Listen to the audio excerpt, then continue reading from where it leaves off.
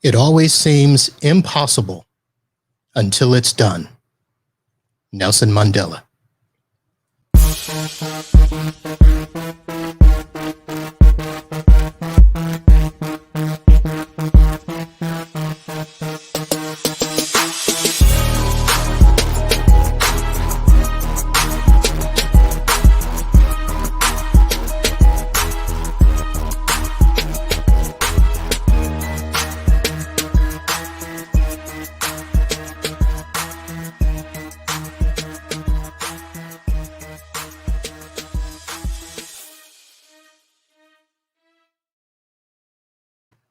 Hello, everyone, and welcome to another episode of Podnuts Pro. I am your host, Marvin B.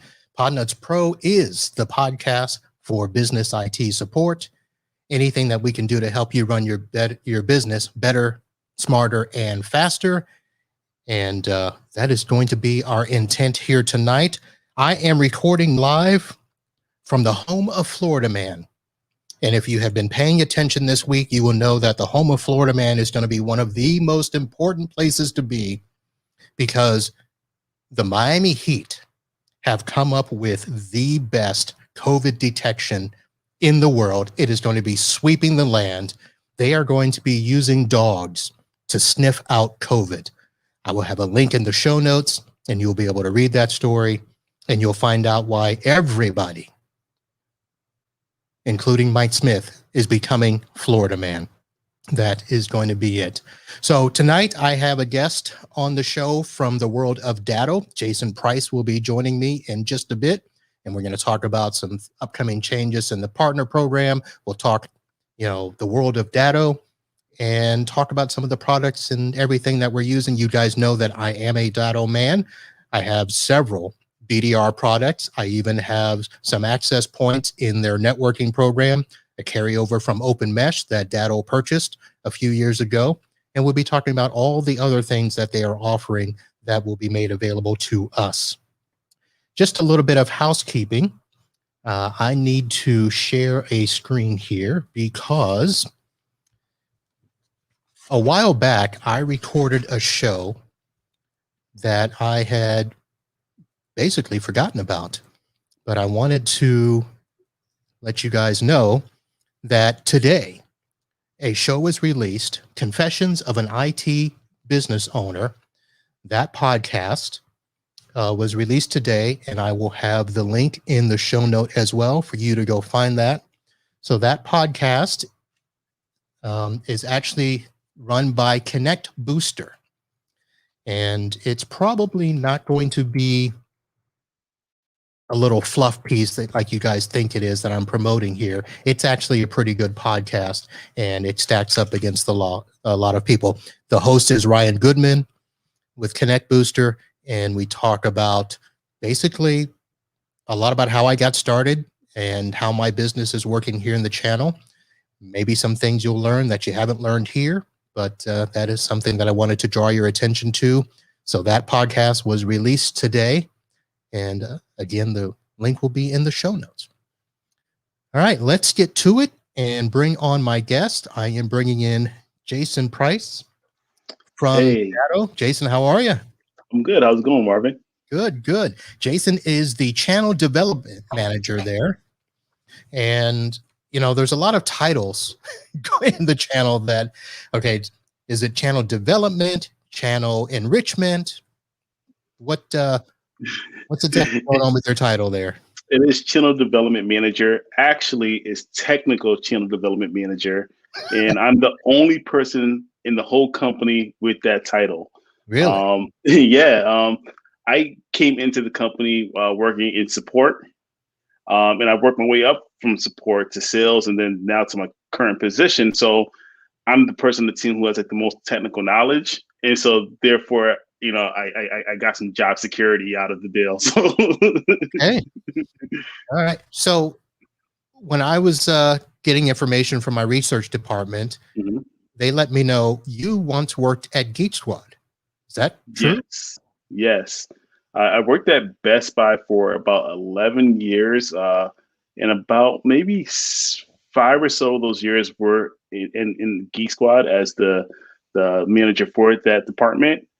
So yeah, I came from that tech So background. that must have been an interesting jump because don't a lot of us make fun of Geek Squad? Oh yeah. I mean, we made fun of Geek Squad while I was there.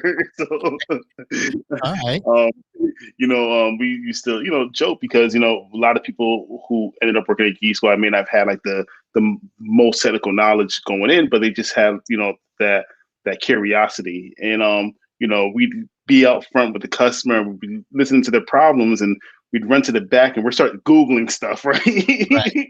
And at first I thought that was just a us thing, and as I moved up in my technical career, Google has still been my best friend. So I guess you weren't doing anything too Oh wrong yeah. at that point. A lot of good people still Google Oh and yeah. try to hide it, but Oh okay. yeah. All right. So you've been with Datto now since 2000. 2014. Okay. So it's Yes. been a while, been a minute. Oh yeah. And Oh yeah. so you've been through a lot of the changes. Absolutely. Absolutely. When I first started at Datto, there were maybe under 300 people. Um, fast forward to today, I think we're approaching a little bit over 1,700 people.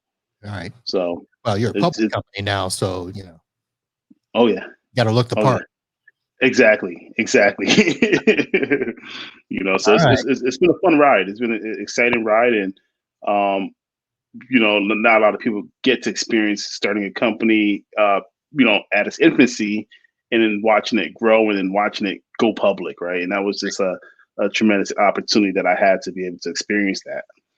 All right. Well, we will get into that. I just need to do one more bit of housekeeping. So I'm Mhm. going to change the screen here. And for people that are listening to this at a later date, just know that Podnuts Pro, we stream live every Wednesday night at 8 p.m.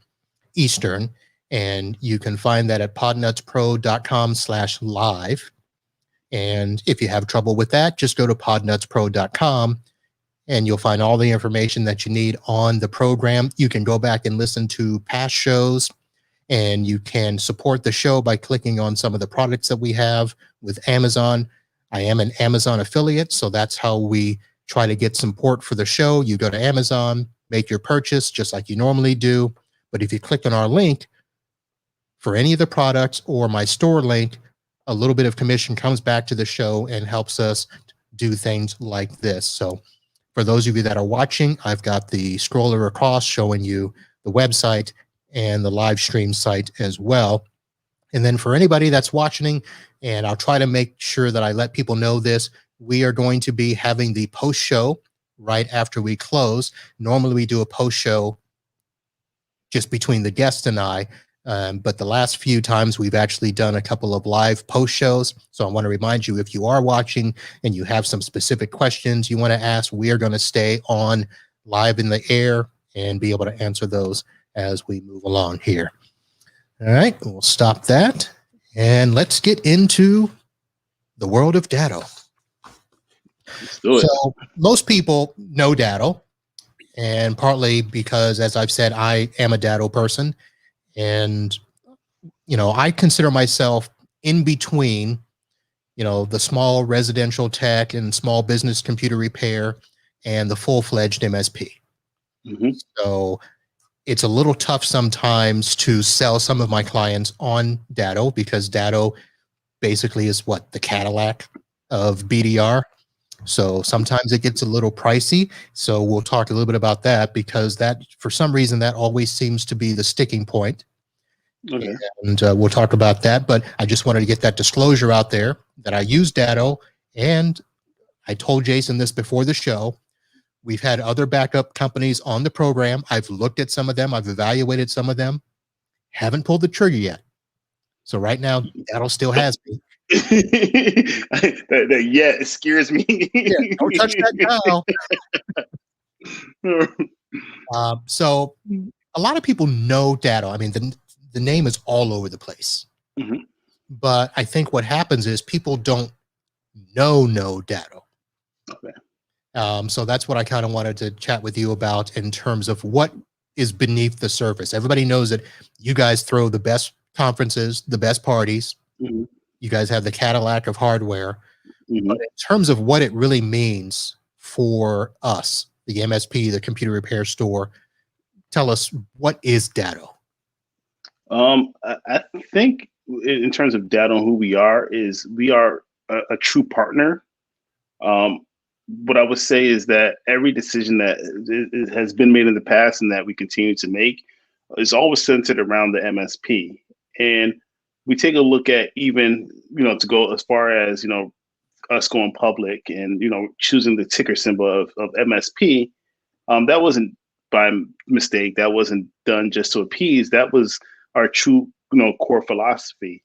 Um, at Datto, we support you in any way that we can. We have an open door policy where, we listen to concerns, right? We listen to, feedback. We listen to ideas that, you want to contribute in terms of roadmap initiatives and things of that nature. And I don't think you get that out of a lot of, so-called partners. We have a commitment to the channel. We are channel only. We've always been channel only in the past, and though things have changed, we continue to be channel only in the future as well. And I think that's really, really important to really get out there, is that our success as a company is dependent on the success that you have as a small MSP, or a break fix shop, or whatever stage you are in that process of being able to assist your customers. And I think that is who we truly are, right? We're not necessarily a technology company. We're a partner first. All right. Now, I know a lot of people panicked a little bit when Datto went public and, started to think, well, here we go. Another company is going to get ruined by going public. But as far as I can tell, at least from my perspective, things haven't changed that much. So, everybody was thinking that, you're not going to stay channel only. And I know you probably can't say certain things or talk about certain things being a public company now, but what can you tell us about the environment there and how things feel from the inside? So, I think that this was any other year, I'd probably have a different like feeling, or can give a different level of assessment. But this year, with us all working from home and such, right? You don't get that same level of energy that you probably would have all had. We would have all had if we were in the building. But from where I am, from my visibility, things feel pretty much the same. If anything, I think we're trying to address different pain points that our partners have said that they have had over the past couple of years, more expeditiously, right? And we're looking at different ways to be able to solve any sort of issues that we know that have been on the horizon, right? So we have way more resources available. We've learned, or not learned, but we've implemented different methodologies in terms of coming to solutions to be able to deliver to you guys as partners. So I think it's been great. I think it's been wonderful. I think that it really helped us to become a better, well-oiled machine to be able to have deliverables for you guys. All right. Now we'll get into a point you made, but I wanted to quickly talk about, I mentioned that a lot of people know the backup products, but you guys, we talked about the networking products. You purchased Open Mesh, but you're doing a lot more with the networking side. So let's do a quick rundown of all the things you guys offer as quick as we can. Absolutely. So we initially started off with just BCDR, being able to do a full image-based backups. Really got our name out there from the ability to do instant virtualizations and then be able to do screenshots, and really took a lot of the legwork out of managing your client's data. We then also acquired a company at that point, was Backupify, and it's now Datto SaaS Protection. And with that, we're able to do backups of your O365 or your Google Workspace environments directly to our own private cloud, right? We also have our file backup and sync product, which is our Datto Workplace. We have networking, and within networking, we have APs, switches, edge routers with 4G failover. We have managed power, so the ability to manage power on a site, no matter where you are, as long as there's internet connection. We also have our business management software, and so with that would be our Autotask PSA and our Datto RMM. So a full fledged of different products, all being delivered with the same Datto feel, to make sure that we're able to accommodate any aspect of what your technical stack should encompass or would encompass. Okay. So I do want to clarify a couple of things, and I'll ask you. So the Datto RMM and the Autotask are separate? They are separate. They are Okay. separate products, but they work.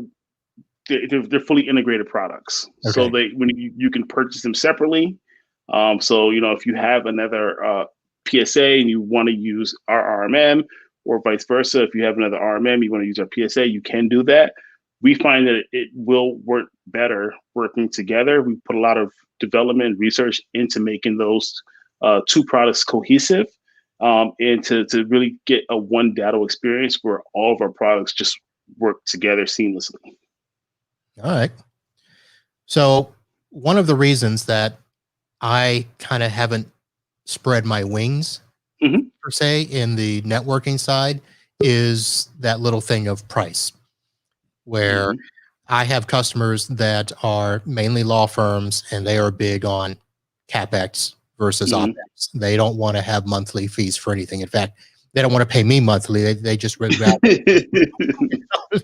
They're like, how can we just pay you in a lump sum and not have to deal with these monthly deals?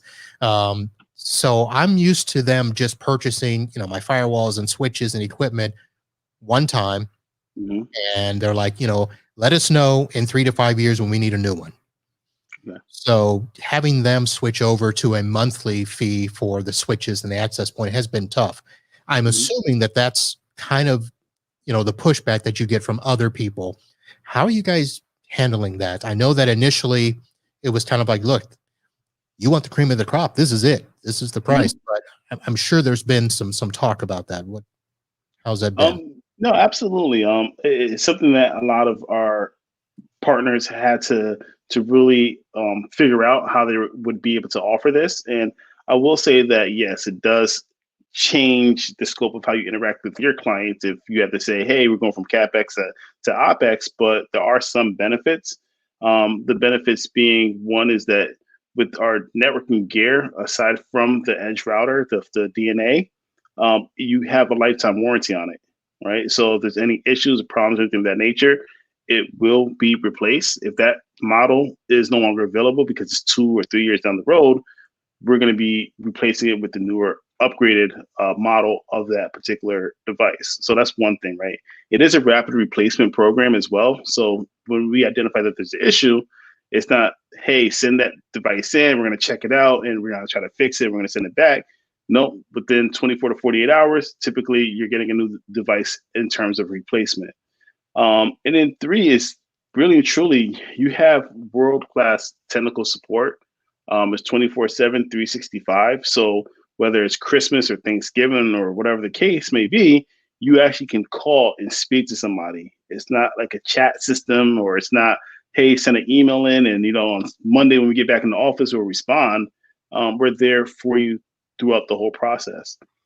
Additionally, when you start taking a look at the total cost, let's say over a 2 or 3 year run, when doing the monthly, when you take into consideration the reduction in cost of the actual devices, it usually isn't too far off from a cost standpoint. Yes, the mentality is still, I just want to write a check, give it to you, Marvin, and be done with it. I don't want to hear about it. I just want my system to work.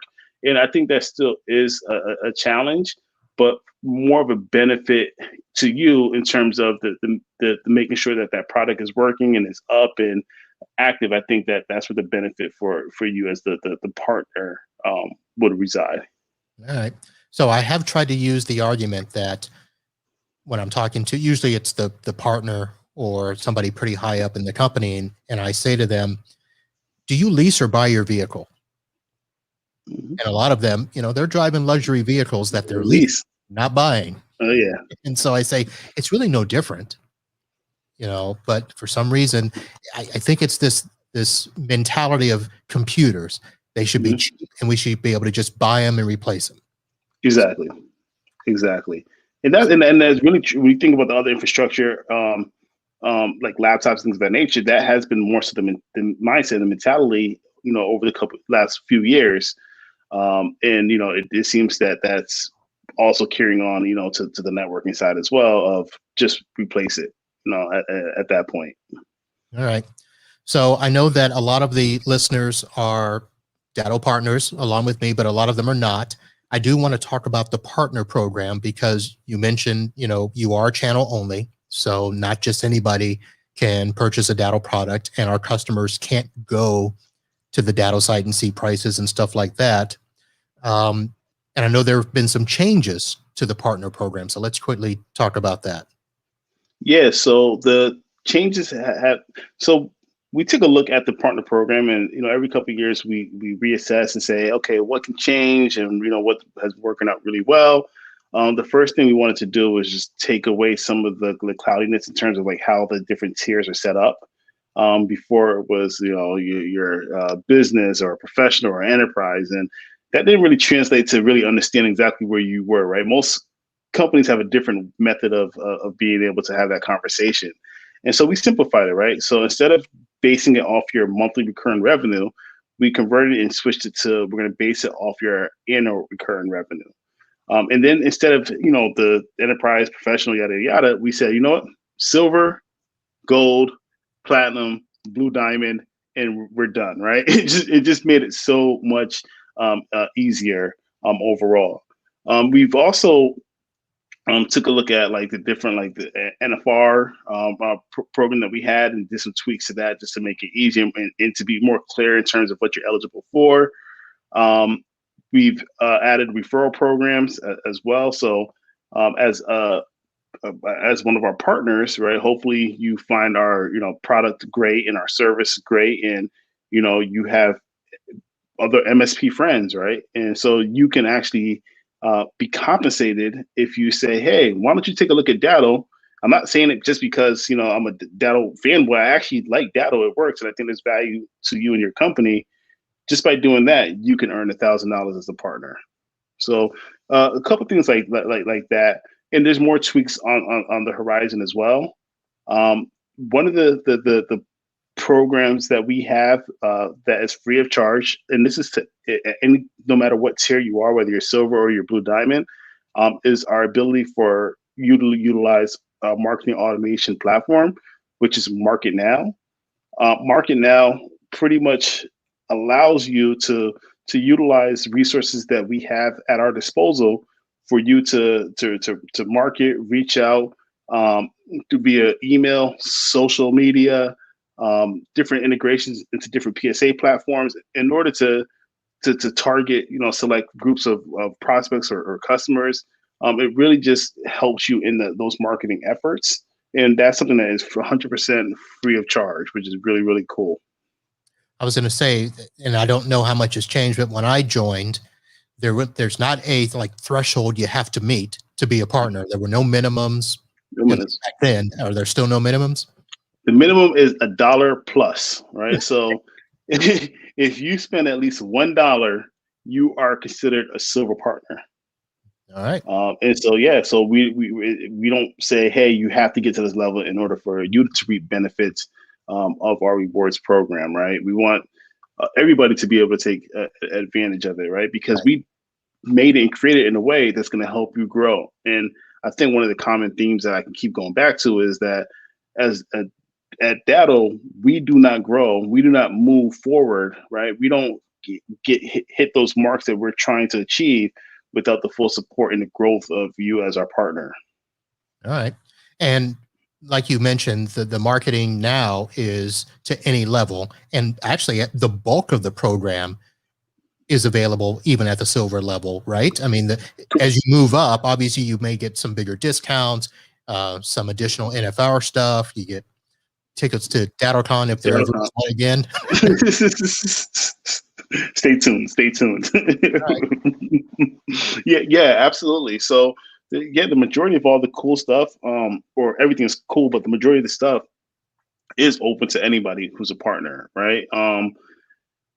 as you get to like the higher levels, like if you go from silver to gold, you get, like MDF, right? And MDF is probably one of the coolest things ever. When I first joined this team about 3 years ago and learned about MDF, I'm like, wow, that's crazy. Like MDF is marketing development funds, and you're telling me that we're going to give people money, right, to be able to have events, whether it be like a lunch and learn or whether it be a webinar, and we're giving out gift cards and things of that nature to drive more, prospects or opportunities into your ecosystem.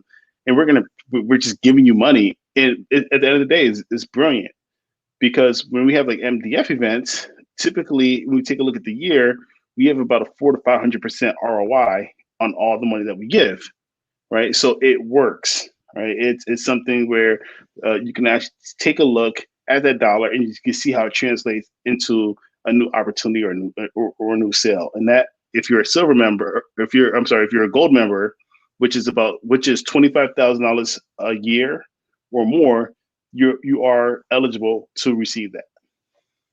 All right. And that's one of the reasons that I couldn't quite pull the trigger on some of those other people yet. The investment that you guys are putting in to us as partners is real. Yeah, absolutely. It's Absolutely. not, it's not fluff talk. It's not, yeah, we love you. And as soon as, we get in, you stiff us or anything. So absolutely.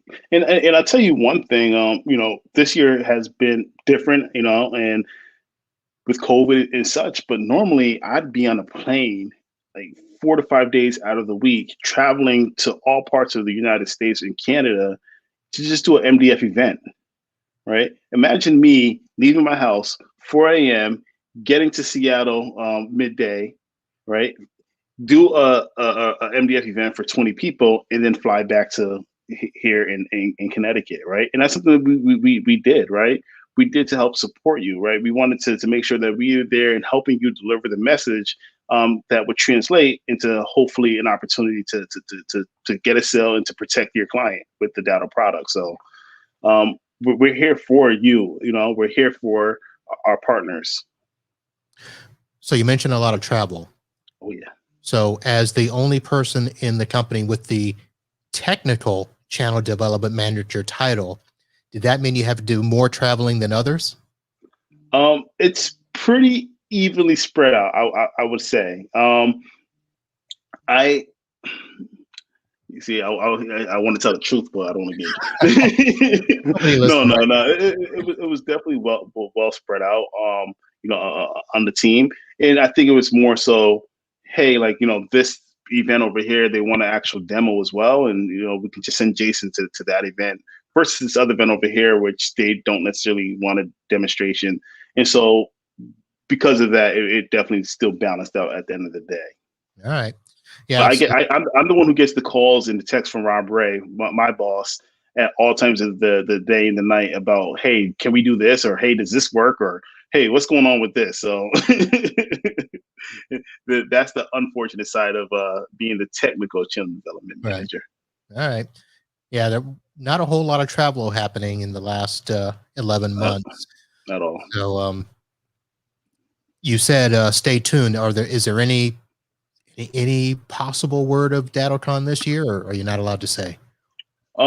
We are actively looking into DattoCon for this year.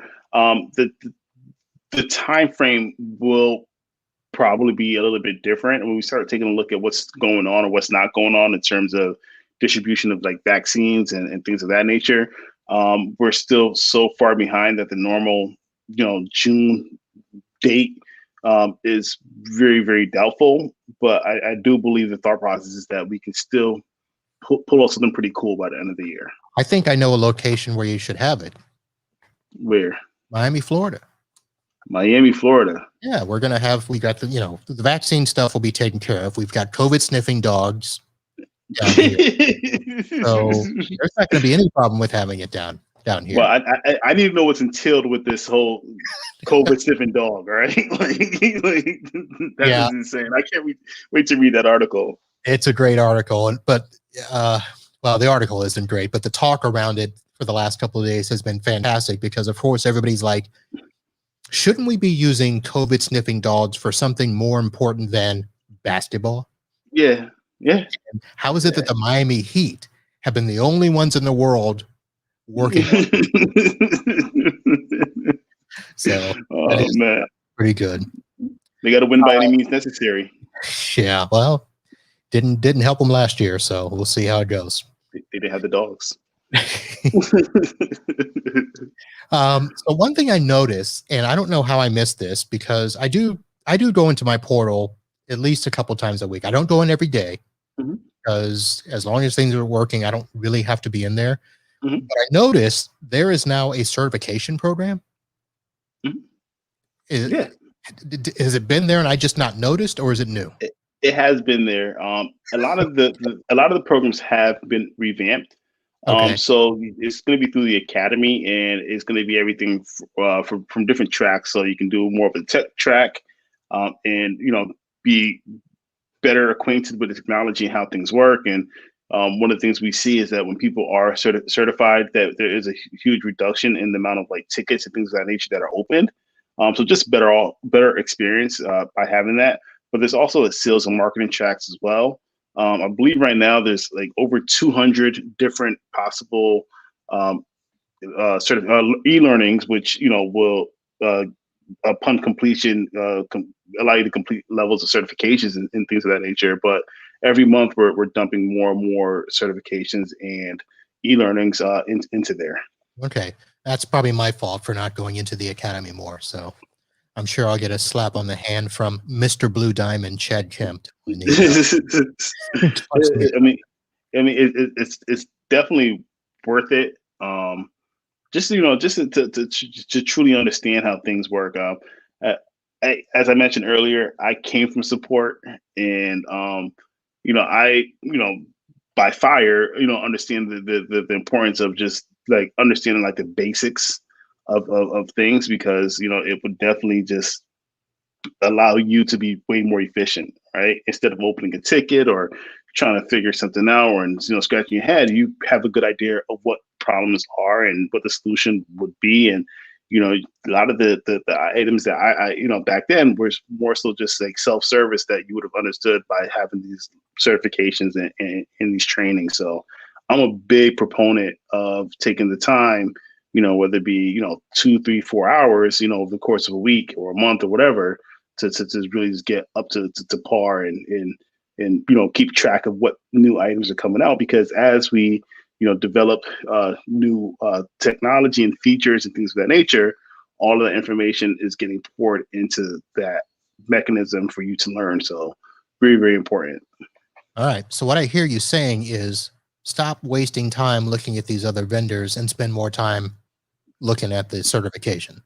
Exactly. Exactly. See, you read my mind. I love this. This is the best All right. ever. So let me ask, I'm going to go off board Mhm. and ask some questions about the hardware. Now, I know that Datto has spent a lot of time perfecting their hardware with, the NASs, the servers and stuff like that. And Mhm. I remember there was a time where we could, BYOH, bring our own hardware and stuff. Mhm. I never liked that idea, but as I kind of was looking at some other stuff, I thought, that might be interesting where I've got some old servers lying around that I might want to do that with. Is that still an option? Yeah, you absolutely can still deploy your own hardware. It's and for some people it works out really, really well by doing that from a cost reduction standpoint. The thing that I wasn't a fan of, when I looked at, once again, thinking back to my tech support days, when we have 10,000 or 20,000 units out, and we start seeing the same issue with those units, right? Whether it be a RAID controller or something of that nature, we have a good idea of the different symptoms of that. This is the problem. But when you have your own hardware, and we're trying to figure out, why we're seeing a level of corruption within ZFS or ZPool or something of that nature, it can take a little bit longer and a little bit more digging to figure that out. One thing with our support, it doesn't matter if it's your hardware or our hardware, we're still going to figure it out. So that's not a worry, but that's something that I think of. I think there's great opportunities to bring your own hardware.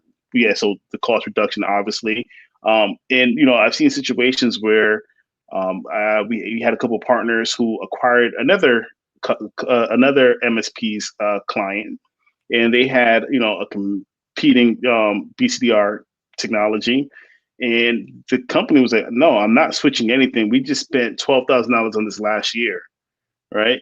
And in Right. order to just make it happen, in order to just get them over to an environment that they felt more comfortable managing in terms of the Datto, um, they were able to just convert that hardware, right? So then they came up with a plan with that customer, like, okay, so we don't want to use this. We're going to do this for now, but over the course of the next 3 years, we're going to switch you off of this into like the Datto product, something of that nature. So I've seen that work out really, really well and be able to save a lot of deals. And it's not a horrible way to go at all, right? The performance and things of that nature would be equivalent. And as long as you meet certain minimum system requirements, that's not an issue at all for you to implement. All right. And I asked that because I've got two clients or two locations that have Mhm. the, was it the Cirrus? I forget which one. It's the 12,000 model. So it's a Mhm. big unit.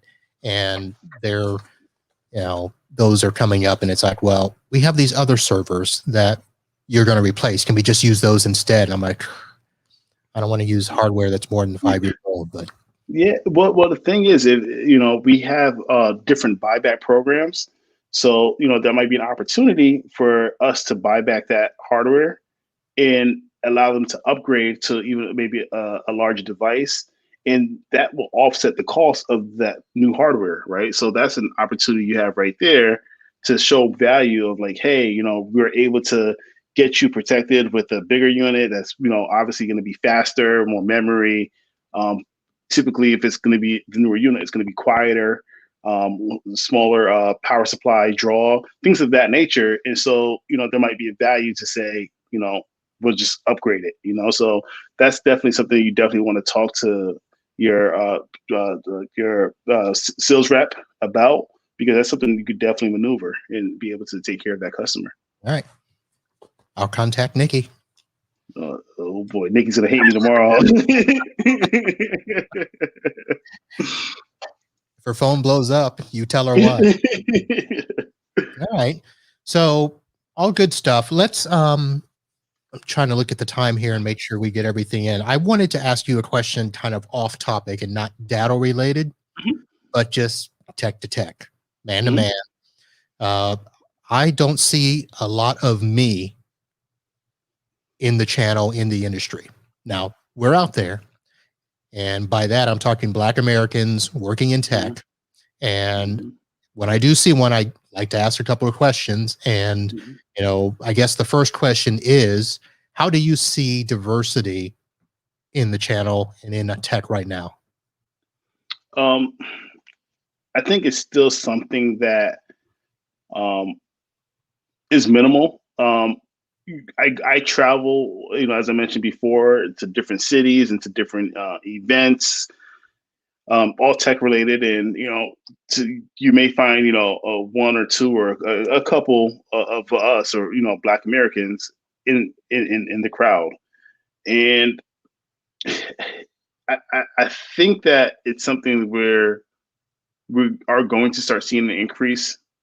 Um,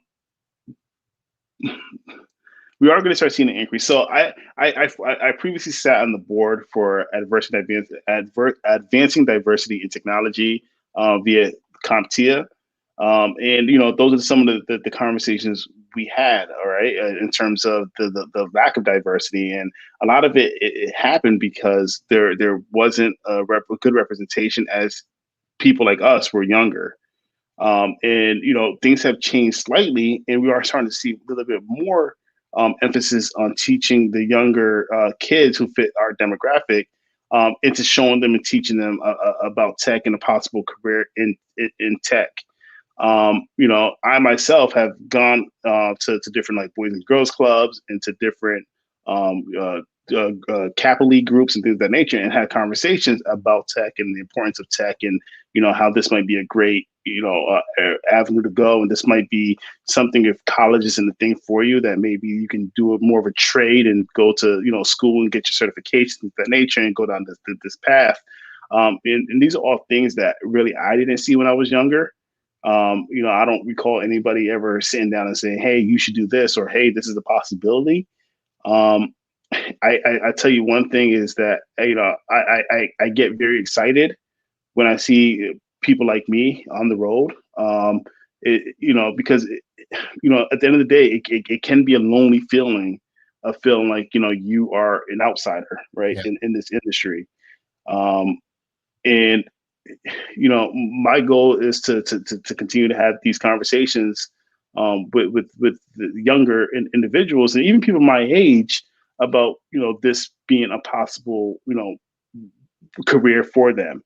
The next thing that we see is that, or I see, is that when I see African Americans and Black Americans at these events, it's in not necessarily capacity of an owner or a boss or a management, and it's typically more so like as a worker, right? And so I think that's going to be the next hurdle to cross as well, of how can we take these people and move them up so they can become leaders, and with that have a bigger pool of people that they can bring up as well. All That was right. a long, drawn out answer, and That's okay.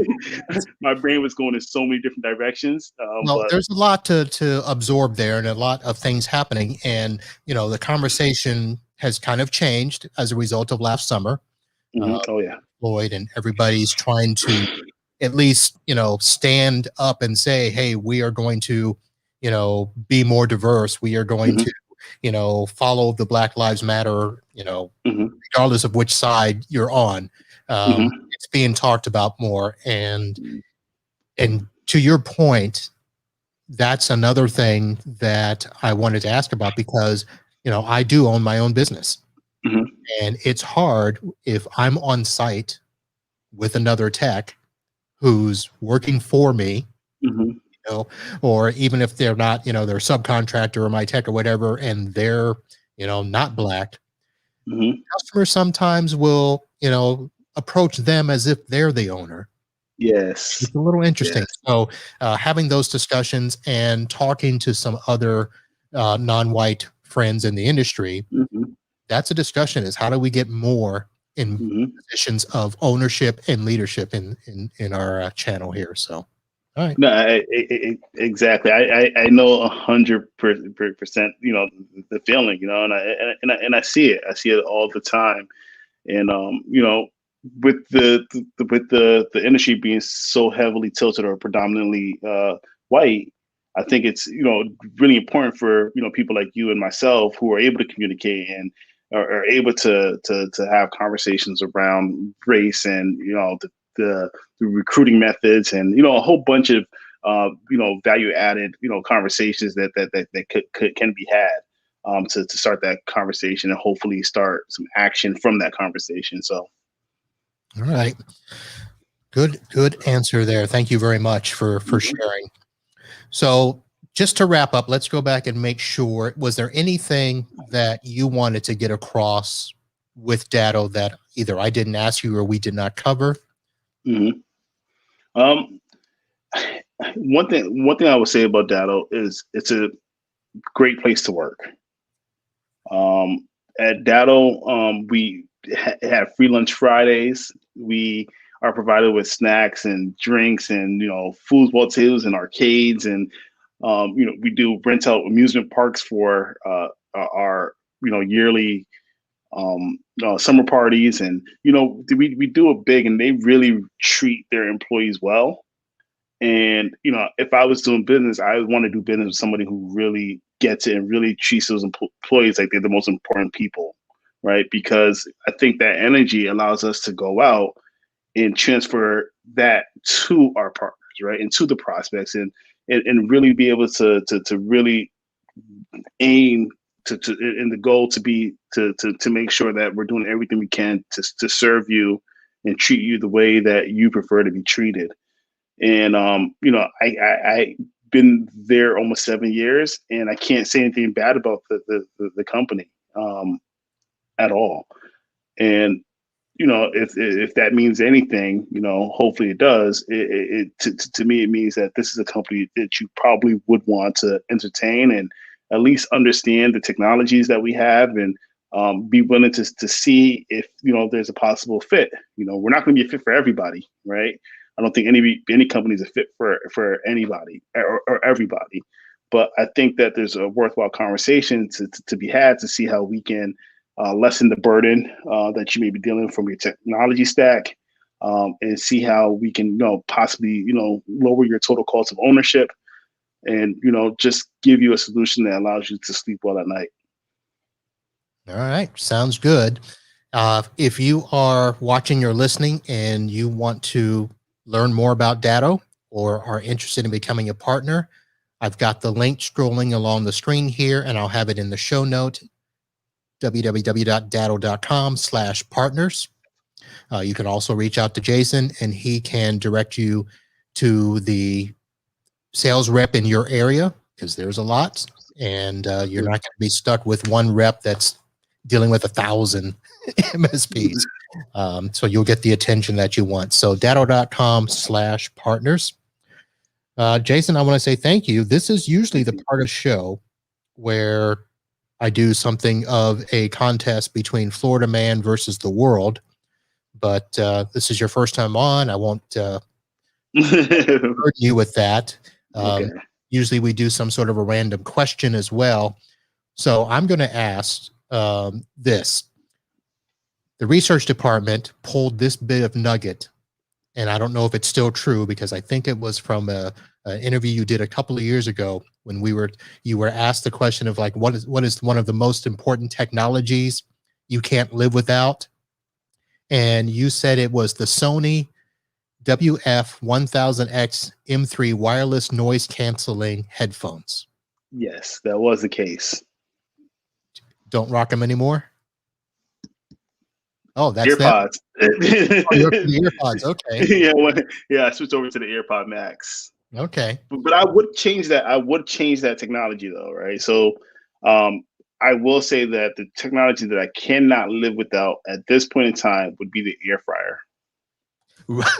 Really? It's the simplest technology. There's nothing too crazy about it, but that technology has saved me time. It's made leftovers taste great and amazing the next day. Just throw anything in there and just hit the on button. I don't even change the temperature, and it always comes out perfect. The air fryer is that technology. All right, I gotta ask, which air fryer? Because we have two, by the way, just so you know. So which air fryer are you using right now?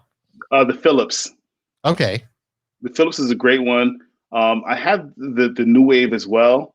The New Wave is better from a cleaning standpoint, but the Philips is a better overall air fryer. Okay. So we have a Philips. We have a Philips 5-quart, and then we have a Power air fryer 3-quart. Okay. You have a preference? So the Philips actually cooked a little better, in my opinion. So I think, but I can't find any ones that I like. I like the menu on it better.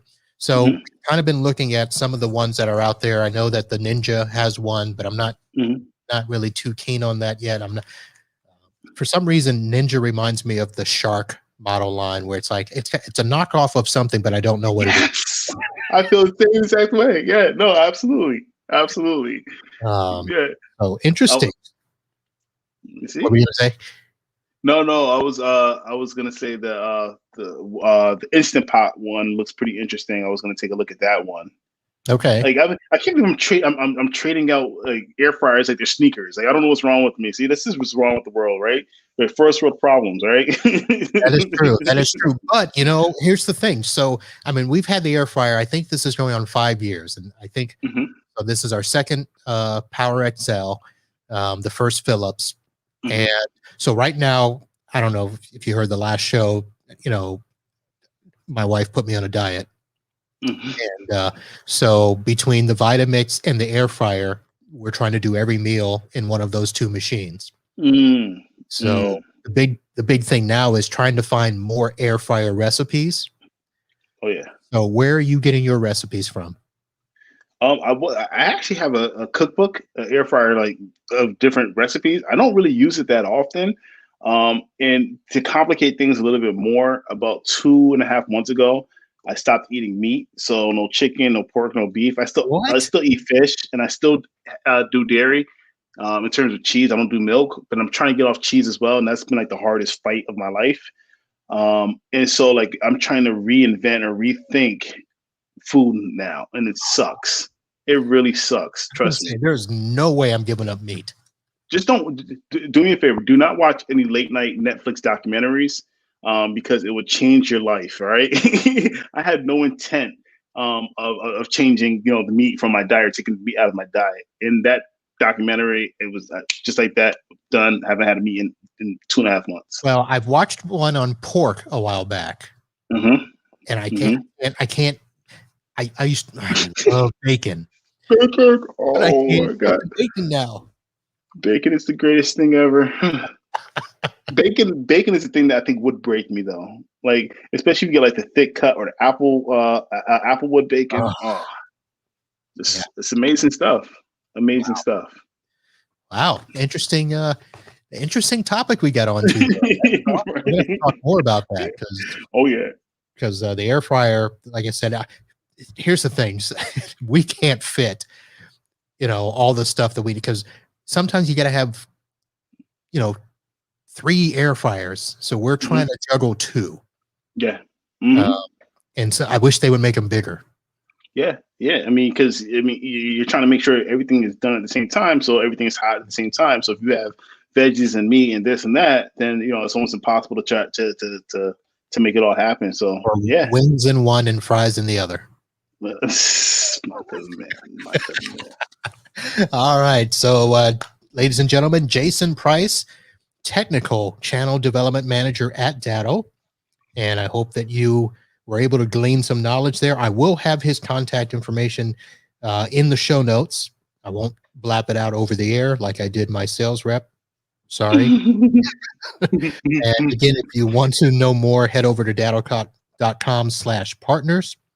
And for those of you that are on with us, we will be having a post show here after we end up the show here. So I want to say thank you for tuning in. I hope that you were able to find something and learn something that helped you, or at least will help you run your business better, smarter, and faster. We'll be here again next Wednesday night at 8 p.m.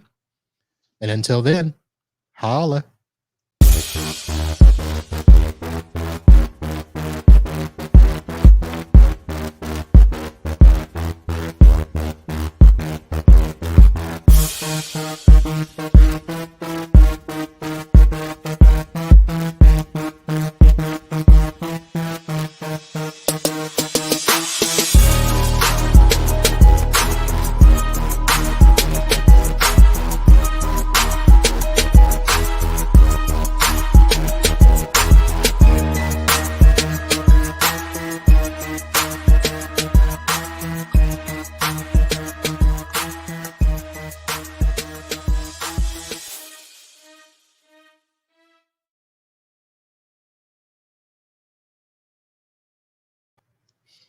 All right, there we go.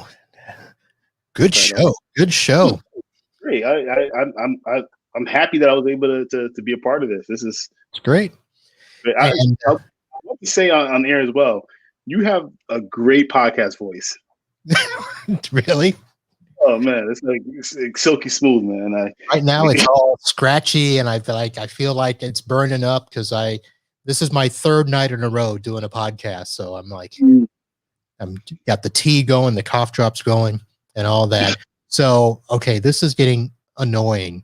I'm going to bring in, we have, so the Blue Diamond Chad is hanging out backstage. I'm going to bring him out here. And, all right. Hey guys, how's it going? Chad, how are you? How's it going? Right. It goes, buddy. Long time no see, eh? Oh, I know. Listen, I'm telling you, we're going to bring Jason up to a Toronto show once we let you scary Americans in. and I'll get you like part of my cow, man. I'll get you like I'll tell you. I can bring you to the field he was standing in, okay, and then I can bring you to the butcher shop we brought him to, and then I can bring you like to the barbecue, and you'll be good. You'll be good. So I'll fix you, man. This is my second time doing like no meat. So the first time I did it, I went to I was no meat for like 3 months, and we had a show up in Montreal. Okay. And Marty was up there. Marty LaFay. I know Marty. Yeah. So Marty was there. He said, "Yeah, I just want to take you to this place, like like." And he took me to was it Schwartz Deli or something like that? And it's like a famous like. And I went there and I had like 2 sandwiches and I didn't look back at all. I was a meat guy again. I was eating all the meat that was possible, and that was about 3 years ago. And so I finally decided to like, let me do this again. Being that I can't get to Canada and see Marty for a while, so this is the best opportunity I have. Yeah, that's all you got. Because basically, like what I'm hearing is that 2022 year of the meat. We'll have Toronto. We'll have like Toronto, and I'll get you with the cow. We'll take Montreal. You'll get Marty out to Calgary. The Stampede, maybe. Okay, the Stampede. Like they're not going to talk vegan, vegetarian. Get out of here. We'll get you a lifted truck, a cowboy hat, and a nice big steak. Okay, you'll be. Oh man. To Texas to Canada, you'll be set. It's funny you mentioned that, right? Because I had no idea what I was getting myself into when I went to Calgary, right? And I realized that I was in like pseudo Texas, and it was like the weirdest thing ever. It's like Calgary North is what that is. I'm going to be very careful with how far I go with this, but I'm in the south here of Canada, and I have neighbors that fly certain flags that have stars and bars on them. And they up on the flagpole with the deer head. And when I sent some pictures to a friend of mine in Alabama, and I said, CJ, I said, check it out. I said, this is my neighbor. And he said, I thought you lived in Canada. I said, yeah. He said, when did you guys like secede? Like when did you guys have where's the Canadian Confederates from? And I said, no. I said, it's I said, we're in the South. I said, and it's actually even funnier because my best friend, his in-laws are from North Bay, and when they come down here, they're like, "Oh, silly Southerners!" Like it's. I'm not. I can't. Something wrong with being from the south of any country. It's like It's like we gotta go down to south. Jack, you're not helping your cause any because you're moving further out into the country on your little compound. Listen, I'm out there. I what do you call it? No, my neighbor sent me a picture of the coyote that wandered into his backyard and then took a nap yesterday. He's still sleeping. He'll be sleeping for a long time. And yeah, no, there's nothing like getting a freezer full of food from your backyard. But and like I said, or the cow from the field down the street. I'll tell you this. It's not your field. I mean, you've got a lot of land. I got a forest. Mine's all forest. I have area around the house cleared, and the rest of it is all big trees. I'll tell you this. I think I might have told you this, Marvin, but if I didn't, or if I did, sorry. But I have a friend. He calls me and he says, "Hey, his wife's family are butchers, and this is the butcher I was talking about." And he says to me, he says, "Hey," he says, "Listen, I got was 2 cows or whatever he had. He had some cows on order, and he's like, I haven't seen them." He's like, "But I'm pretty sure, my neighbor's a nice guy." He's like, "I bet they at least stand up." He's like, "I don't think he'd sell me cows that don't stand up." He's like, if you want in on it, you can get a half a beef, or you can get a quarter beef, or whatever you need. He's like, "Just let me know." He's like I said, "I'm pretty sure it's not a sickly cow. It should be good." And anyway, so I'm like, "Yeah, of course, I'll take that." Because that's what you do. When they're asking you, they're not actually asking you. They're just telling you, this is a really good opportunity. Like, you don't say no. That'd be stupid. So he just gives me the number of his wife's family. He's like, "Just call them and tell them what you want." So, you go through and you pick all the, like, how you want it, cut and sliced and what you want, right? You want the bones, you want all that stuff. And anyway, yeah, and you go pick your cow up or whatever. And it's great. But yeah, and it was good. I'm pretty sure it wasn't a sickly cow too. I'm pretty sure. Hopefully. And you can't beat the price either. Like when you know people like that, it's like, I don't know if you've been to I'm assuming that the grocery stores in the US, like, beef is outrageously expensive right now. I mean, you're not eating meat, Marvin. You probably know though, right? I don't do the shopping, so I don't know. You don't know? It's just, it's like, you almost see the price sometimes and you're like, is that is that like, it says sale, but you're like, did they make a mistake? It doesn't seem to be a sale here. Yeah, no, it's good. So where are you moving to? So no, I'm only moving about 10, 15 minutes away. I already live in, my town has 2,800 people in it. I think one of my claims to fame is that interview I did with Rob Ray when you guys opened the theater down in the Norwalk office there. And basically him and Irvish wanted me to do a thing basically to tell new partners who do the whole, I can't sell Datto because I'm from a smaller area. I'm not in an urban center. And I mean, I'm a, what am I, a blue diamond as of today or whatever? I guess that's what we call us now. Yeah, blue diamond. Blue diamond. Yeah, I was blue, but now I'm blue diamond. I mean, it's like a whole other word there. I mean, Pryce is impressive. It was yesterday. And yeah, no, so basically I did that. So the town I'm moving, like I'm still in the same county. I'm just basically moving up the road, but it's a country up the road. So it's 10. Got you. But got you. No, but yeah, I'm just happy to be gold. Yeah. Hey, listen. That's, I do like. I was part of the research group on the names, and I like the direction they went with these. To be honest with you, I wasn't. The problem I had before was I liked the Enterprise name more than the blue name. That was my problem with the old one. I don't want to move up. Yeah, like can I be like Enterprise in name, but like blue in spirit? You know, give me the blue dedicated tech support guy, and but we're gonna just. No, because as Jason, like I pitched to a lot of enterprise clients for co-managed IT, and you go, hey, we're an enterprise client. They're like, oh, they specialize in enterprise. That's great. And then the small businesses are like, oh, we got the enterprise guys. That's great. So then it's like blue, and they're like, so like you're sad, like you're blue, and it's like no, it's like the color. Anyway, but now it's diamond. Now I can just be like, oh yeah, diamond, extra special. Very true. Now I'm trying to. Now I'm saying in my head, I'm trying to figure out whether Enterprise has a better ring or diamond. I think Enterprise may still have a ring. Well, it does, but at least and this was the thing, like the silver, gold. No one wants to be like rusted color than bronze. Then I like kind of how they did it now, where it's like silver. Like you don't want even a newer partner to be a bad thing. Like that's not good. So I think silver's great because it's like. Okay, yeah, you're a smaller partner, but that can mean you've got more time to focus on your clients because you're small. Attention to detail. But yeah, no, I like it. I like it. So it was the intention to leave off the bronze, right? Yeah, I think that's an intentional omission. I mean, I wasn't part of the actual decision-making process, just to be clear. I just provided some feedback early on, and as part of a thing. And like I said, I'm very based on being. The only reason I brought that up is because being part of that, I was very pleased to see the feedback taken from the group and what we ended up with. They did hang on to the blue thing. Like I wouldn't have been sad if the blue would have disappeared and it would have just been diamond. I wouldn't. But I mean, they've kind of, joking aside, I've kind of been given sort of a pass, right? If I want to go around and tell clients that I'm diamond now, I can just say I'm diamond, whatever. But yeah, no, even the platinum and the gold, the silver, like I think it's good because no matter what level you are, like I said, you don't want to sound like you're a crappy partner, like second rate, like we're the not quite there yet partner. Like no, nobody wants that. Like, we're almost gonna make it.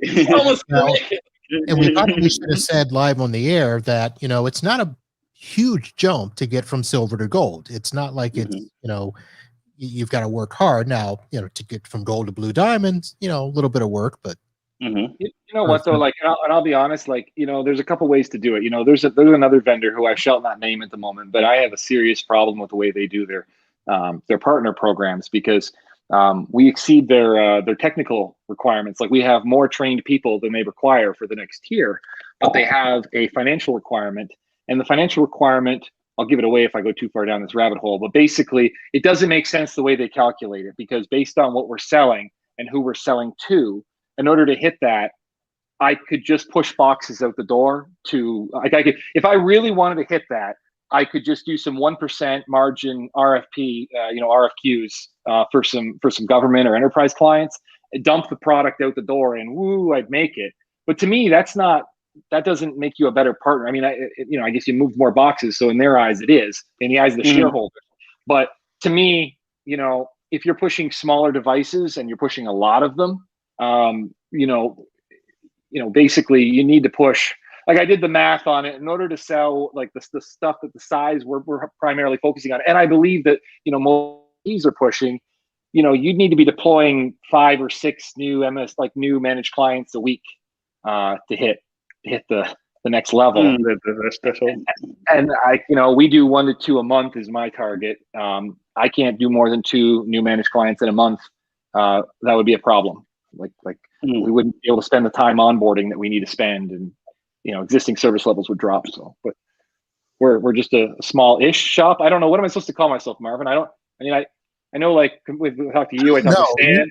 It's like, yeah, you are, I don't know, a mid-level MSP. Is that I thought I was like okay, and then I was at a Datto event one time, and I was talking to another Datto partner, and I was saying, I was complaining about something, right? And he's like, oh, all you have to do is hire these 3 levels of sales managers. He told me to hire an inside account manager, like this is pre last year, a outside person, and then like account, like what do you call it, like a manager for the team.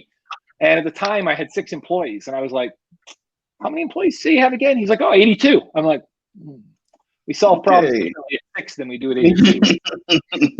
Well, here's what you can do, Chad. So let's see. I'm doing an afternoon show on Friday, May 5th with an MSP, 300 employees. See, and there you go. Like it's interesting too, because when I watched one of the local MSPs get acquired by a certain copier company, and they had over 100 employees, and then a friend of mine packed up his bags and basically went to work for them. He like sold his company, so to speak, and went to work for them. The way things are done is just very different. Ironically, I'm actually competing against them in a bid right now, which is kind of funny. But they just do things very differently, and it's you can. And even at our size, like I spend my day focusing on sales. I put out the odd fire, but like help desk calls, like if a help desk call got to me, that means there was a serious problem. Like I don't answer the queue. I guess you don't answer the queue either, right, Marvin? You got someone for that? Yep, I do. You're too big for that. Yeah, you don't. That's yeah. That's for the one-man shops, not the one plus. If you're big enough to have a gatekeeper, you're doing pretty good. 100%. That's what you strive for, right? I should have worn my Stan shirt. I didn't put my Stan shirt on. I'm sorry. Right. Is your agreement that you have to wear that for every public appearance? Well, I told him I would. Like you guys, at the end of the day, like this was a fun thing, right? I mean, there was no blood sworn over this, right? But I thought Jason, I don't know if you're in the loop on this one, but you know Stan from Fluid Design, Stan Luzon. He's a Datto partner. I don't know if you had a chance to meet him. He's in New Jersey. I haven't had a chance to meet him, but he was on your session the other day. Yeah. So you saw that so he's over $1 million MSP at one man, one guy by himself. And unlike, he does have an answering service, but he doesn't have any actual employees. So I basically told him if he hit over $1 million last year, that because he hadn't done it before, that I was going to have shirts made, and I did. I sent the shirts to him, and I have them. And if DattoCon actually happens, and I'm doing any presentations or anything at DattoCon, I will be wearing my Stan shirt. And the idea here is one to I really wanted to kind of pump him up, and I was really happy to be part of his goal and actually completing it, especially in the year we had last year. And secondly, it was really meant to be inspiring. You've talked to enough partners yourself who they have like a defeatist attitude, like I can't, I want to, I can't. And the idea here is to say, hey, look, this guy, you've got maybe yourself and a partner or whatever you got going on, or maybe by yourself. This guy did over $1 million by himself. And so there's no reason you can't do 25% of that, 30% of that, I don't know, 50% of that. Like set your goals, and and if you don't know how to hit it, well, then you need to come to DattoCon and places like that and talk to people. Yeah, and I can tell you, Stan knows his market too, and that's I think one of the things that companies don't know about. They just don't research their competition. They don't research what's out there. They just hear the stories and believe them. And what I'm doing here in Fort Lauderdale, I'm doing okay, but I'm competing against double the number of companies that most people do. I mean, Fort Lauderdale's not huge, but we have way too many companies down here. Well, and you just said it. How do you not blend in, right? Like everyone knows Stan is the legal guy. Like he's just the legal guy. And he also has a penchant for helping out, other MSPs, and everyone knows that. And, it gets to the point where like if you call Stan, you're going to pay, but it's going to get done. Like that's just how it is. And so, you got that really VIP client, they're freaking out. Your staff is like, even if you got 5-10 employees, you're sitting there and no one's able to solve the problem. You call Stan, the problem goes away. He fixes it. You just have to pay him money, good money for it. But anyway, I mean, it's a big difference from the people who, when I was in sales, it'd be, well, you don't know my clients, you don't know the people my people would never, do it. I remember one time we said, you know what, you're probably right, but how about we just do a demo, right? Got that person on the demo. This guy couldn't believe how fast that person signed up, right? And I'm like, yo, the problem isn't the people. The problem is you. Your expectations of the people. Like most of the really technical people I come across, and obviously Stan's not one of them because he's also good at business. But most of them are terrible at business. They're just horrible. And I don't mean that in an insulting way. I just mean it they think everyone is them. So they're like, well, why would you pay me to do that? It's simple. Like I've had texts like that. I've had texts. Why would they pay us to do that? It's simple. And then I usually just turn that around on them with whatever that client does. I'm like, oh, why don't you just do that? Why don't you build rockets? Why don't you remove brain tumors? It's simple. You just cut the head open. You just pull the thing out. You put it back. Done. Lickety split. Yeah. So I agree. Now, prospecting is a whole other thing. In an area like mine, prospecting is tough because there's two problems. One, it's an old boys club.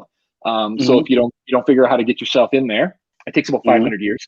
If you can spend 500 years, give or take, it's not too bad. Then once you're in, but we try to be international. We're in like 4 or 5 countries now, and I don't care. Why do I care where they are? Why do I care? Datto will ship anywhere for me. Why do I care? You know what I mean?